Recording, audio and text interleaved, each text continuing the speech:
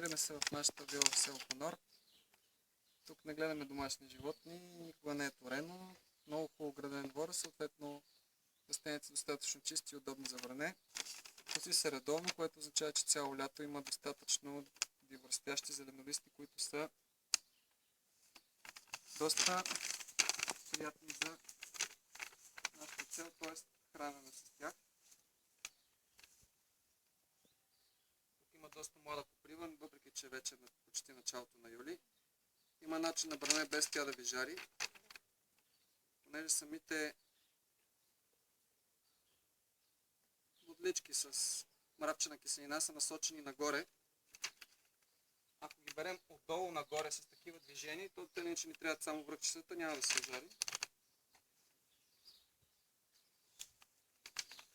Тя е доста нежна. Тази година, знаете, е доста благоприятна за развитие на листна маса, защото имаше изключително много дъждове. Така, малко ще продължа.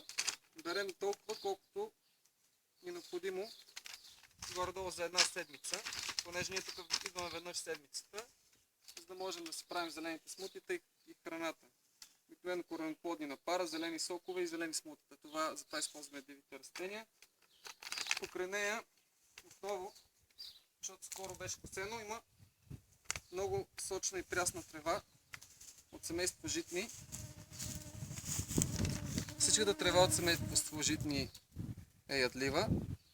Тоест всички растения от семейство житни са ядливи, но за разлика от домашните, които са всички видове бамбуци, пшеница, царевица, ориз, знаете на там, и ние тя ги отглеждаме заради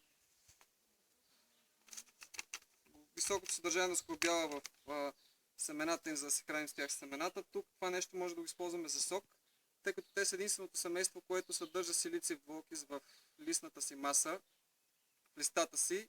Знаете, рязали сте се с трева, точно това е причината. Не става за смути, или поне мой опит е такъв, обаче идеално се получава за зелен сок и е изключително полезна. Много високо съдържание има на триптофан, което много лесно се преобразува, аминокиселина е това, която много лесно се преобразува в нашия организъм в серотонин, хормона на щастието. Берем и от нея точно количеството, което ни е необходимо. Ето и тук има също. Лесно се разпознават от семейство житни растенията. Без корените, разбира се, ги берем. Също си набираме толкова, колко ще използваме горе-долу една седмица. И след това преминаваме към другия вид растения. Мисля, че 2-3 до 4 вида растения максимум са предостатъчни, когато ги наберем достатъчно количество за една седмица, за да не прекаляваме. Защото просто след това ще ги изхвърлим, нищо повече.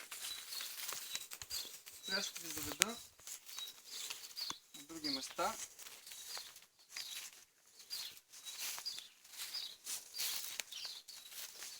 Ето тук, на по-сенчестите места, има изключително крехки и пресни листа от глухарчета. Много лесно се познават. По принцип пресните листа, меките и удобните за хранене, като обърнете петурата, самите жилки са много светли, белички, после потъмняват. Сигурен начин да разпознаем глухарчето, когато няма цветове, е гладката жилка. Основната жилка на листа отзад трябва да е гладка. Събираме най-пресните листенца, защото те са най-вкусни, те тогава дори стават и за салата. Ние обикновено ги използваме за смути.